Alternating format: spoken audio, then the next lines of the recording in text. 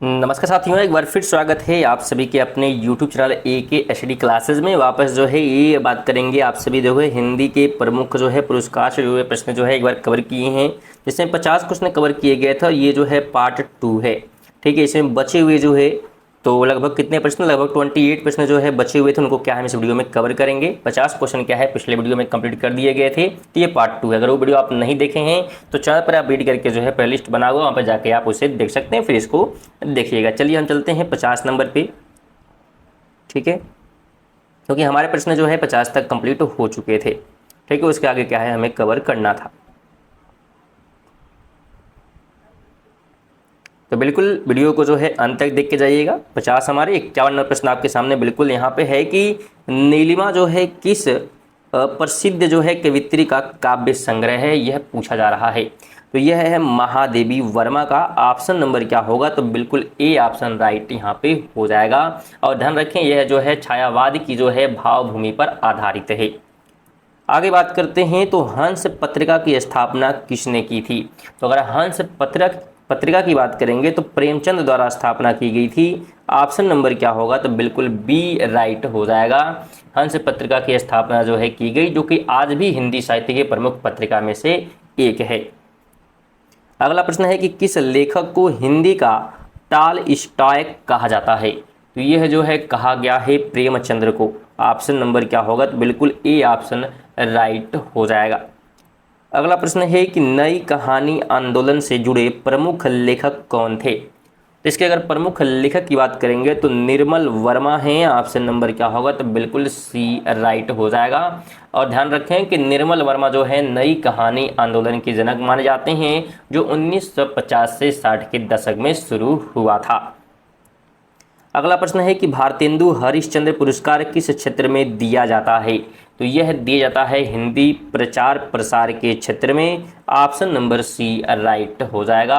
भारतेंदु हरिश्चंद्र पुरस्कार सूचना एवं प्रसारण मंत्रालय जो है द्वारा हिंदी भाषा के जो है प्रचार और प्रसार हेतु लेखक को जो है दिया जाने वाला पुरस्कार है। अगला प्रश्न है कि परिंदे किस कहानी लेखक की रचना है। परिंदे जो कहानी है किस लेखक की रचना है, यह पूछा जा रहा है। तो राजेंद्र यादव की। ऑप्शन नंबर क्या होगा, तो बिल्कुल ए ऑप्शन आपको ध्यान होना चाहिए। अगला प्रश्न है कि कला और बूढ़ा चाकू के लेखक कौन है। कला और बूढ़ा चाकू की बात करेंगे तो मृदुला गर्ग हैं। कौन है, Mridula Garg. Option number B right हो जाएगा। और ध्यान रखें ये एक प्रसिद्ध जो है उपन्यास है। क्या है, ये उपन्यास है, तो ध्यान रखें कृति भी। 58 नंबर है कि अर्धनारीश्वर उपन्यास किसका है।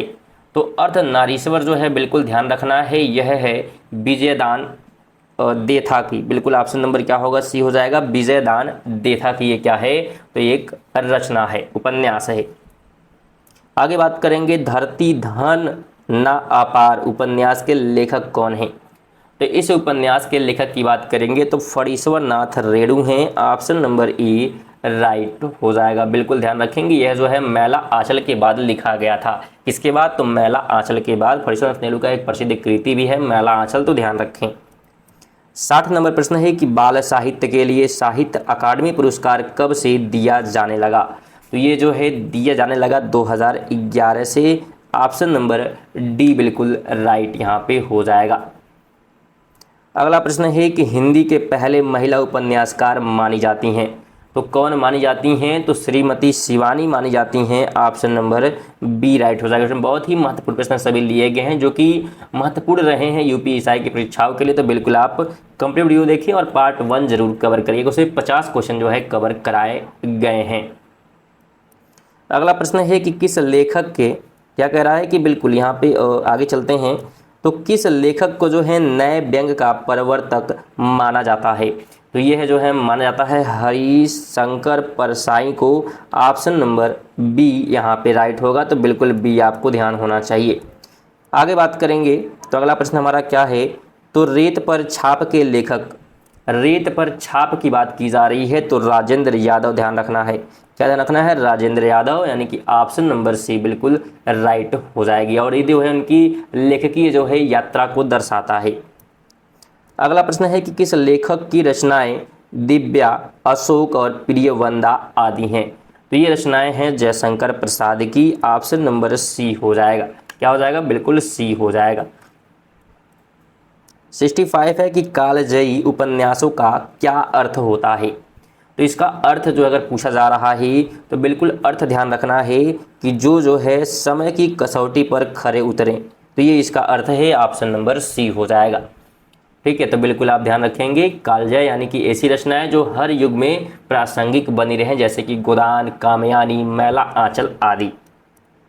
अगला प्रश्न है कि रामदर्श मिश्र को किस साहित्यिक पुरस्कार के लिए जाना जाता है। तो इन्हें जो है जाना जाता है साहित्य अकादमी पुरस्कार के लिए। ऑप्शन नंबर ए राइट हो जाएगा। अगला प्रश्न क्या हमसे कहता है कि व्यास सम्मान किस प्रकार का पुरस्कार है। तो अगर व्यास सम्मान की बात करेंगे तो केवल हिंदी लेखन हेतु जो है एक पुरस्कार है। तो ऑप्शन नंबर क्या होगा? तो ए राइट हो जाएगा। व्यास सम्मान जो है के बिरला फाउंडेशन द्वारा जो है हिंदी भाषा की पुरस्कार के लिए प्रति वर्ष दिया जाता है और विकास हिंदी साहित्य के जो राइटर को जो है सम्मानित किया जाता है। अगला प्रश्न है कि व्यास सम्मान की राशि लगभग कितनी होती है। तो व्यास सम्मान की अगर राशि की बात करेंगे तो लगभग जो है कितनी होती है। तो बिल्कुल ऑप्शन नंबर क्या होगा? तो सी ऑप्शन क्या है, आपको ध्यान होना चाहिए। ये कितना होता है? बिल्कुल 4 लाख रुपए। सी ऑप्शन हो जाएगा।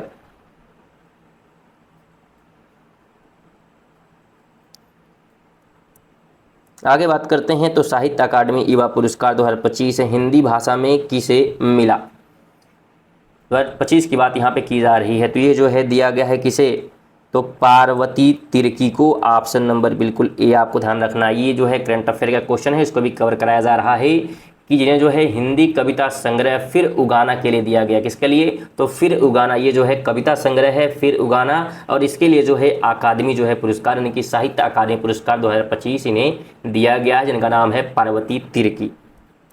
आगे बात करते हैं तो मूर्ति देवी पुरस्कार हिंदी में किसे दिया गया था वर्ष 2019 में। तो अगर 2019 की बात करेंगे तो ये दिया गया था विश्वनाथ जो है प्रसाद तिवारी को। ऑप्शन नंबर बी राइट हो जाएगा। आगे बात करेंगे तो पद्म पुरस्कार 2025 में साहित्य एवं शिक्षा के क्षेत्र में कितने लोग सम्मानित थे। 2025 में पूछा जा रहा है। तो उनकी संख्या जो है 37 थी। कितनी थी? बिल्कुल 37 थी। ऑप्शन नंबर बी राइट हो जाएगा। ध्यान रखें 2025 में पद्म पुरस्कार में जो है कुल 139 व्यक्तियों को सम्मानित किया गया और उनमें से 37 लोग जो है शिक्षा, साहित्य और विज्ञान के क्षेत्र से जुड़े थे। कुल की अगर पूछता है तो अगर कोई विषय नहीं पूछता है तो 139 आप ध्यान रखेंगे। चलिए आगे बात करते हैं तो साहित्य अकादमी पुरस्कार 2023 हिंदी भाषा में किसे मिला। तो 2023 की अगर हम बात करेंगे तो ये संजीव को दिया गया था। ऑप्शन नंबर ए राइट हो जाएगा। बिल्कुल संजीव जो है उनके उपन्यास के लिए जो है पुरस्कार मिला था।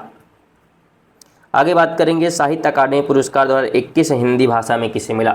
अगर 21 की बात करेंगे तो ये दिया गया था दया प्रकाश सिन्हा को। बी ऑप्शन राइट हो जाएगा। बिल्कुल ये जो है दिया गया था किसको? तो प्रकाश सिन्हा को। अगला प्रश्न है कि साहित्य अकादमी पुरस्कार 2024 में हिंदी भाषा के लिए किस प्रकार की रचना यानी विरह को पुरस्कार मिला। 2024 की बात कर रहा है तो ये कविता के लिए दिया गया था। किसके लिए? कविता के लिए। ऑप्शन नंबर बी हो जाएगा। ध्यान रखें 2024 में हिंदी में मैं जब तक आए बाहर, ठीक है, कविता के लिए जो है गगन गिल को यह पुरस्कार क्या किया गया था? बिल्कुल दिया गया था। तो बिल्कुल आप ध्यान रखें गगन गिल को दिया गया था। किसको दिया गया था? गगन गिल को। तो नाम भी आप ध्यान रखेंगे। उन्होंने कविता लिखा था मैं जब तक आए बाहर, तो इसके लिए। आगे बात करेंगे तो मुझे पहचानो उपन्यास के लिए साहित्य अकादमी पुरस्कार किस वर्ष हिंदी में प्रदान किया गया था। तो ये जो है प्रदान किया गया था 2023 में, यानी कि ऑप्शन नंबर बी बिल्कुल राइट हो जाएगा। क्या हो जाएगा? बिल्कुल बी राइट हो जाएगा। और किसे जो है दिया गया था? तो संजीव को दिया गया था। किसको? तो बिल्कुल संजीव को ये सम्मान दिया गया था। नाम भी ध्यान रखें। आगे बात करें तो साहित्य अकादमी युवा पुरस्कार 2025 हिंदी भाषा में किस रचनाकार को मिला। तो ये जो है मिला था किसको? पार्वती तिर्की को। ऑप्शन नंबर सी राइट हो जाएगा। फिर उगना इसके लिए क्या है? मिला था उन्हें। पार्वती को जो है उनकी कविता संग्रह फिर उगना के लिए जो है हिंदी में युवा पुरस्कार 2025 मिला है। आगे बात करेंगे तो पद्म अवार्ड 2025 में साहित्य एवं शिक्षा के क्षेत्र में कुल कितने व्यक्तियों को सम्मानित किया गया?